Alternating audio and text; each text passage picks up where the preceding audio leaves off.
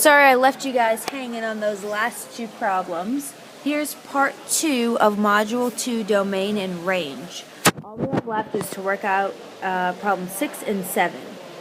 Now, in number 6, h of x equals the quantity x squared plus 4x minus 2 over the quantity x cubed minus 6x squared plus 5x.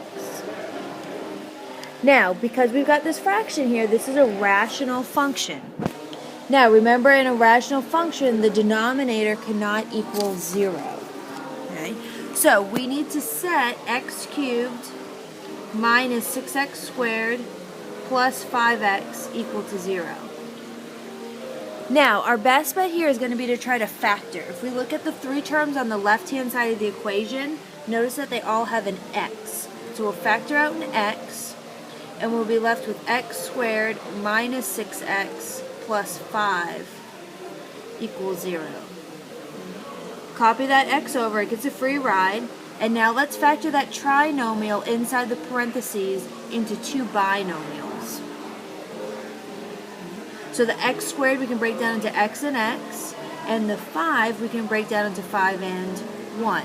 Now we want this to add up or have an OI of -6, so both of these need to be negative. Now remember, we're going to use the zero product property here, so we're going to say x equals 0, x minus 5 equals 0, and x minus 1 equals 0. First one's already solved for us. The second one would result in x equals 5, and the third solution would result in x equals 1. Now keep in mind that this was a cubic function that we were dealing with in the denominator. Because it was degree 3, it shouldn't surprise us that we got 3 answers. Now, keep in mind too that because this is a rational function, the 3 answers that we just got are the values that we cannot have. So that means x cannot equal 0, x cannot equal 5, x cannot equal 1. So, if we check this out on a number line, we're going to have open circles at 0, 1, and 5. Every other number on that number line, though, works. So if we translate this number line over into interval notation, we've got negative infinity to 0, union 0 to 1, union 1 to 5, union 5 to infinity. Now notice too that I put parentheses on all of these. Negative infinity and infinity automatically get a parenthesis, but 0, 1, and 5 are those points I'm working around. They're not included, so that's why those got parentheses. Alright, now number 7 I added in. Okay, this one says f of x equals 1 over the square root of x minus 5. Now, when you look at this problem, realize first of all that you have a rational function because we have this fraction. That means that the bottom cannot be 0. You also have an even root, that square root of x minus 5. So we have to combine these two ideas.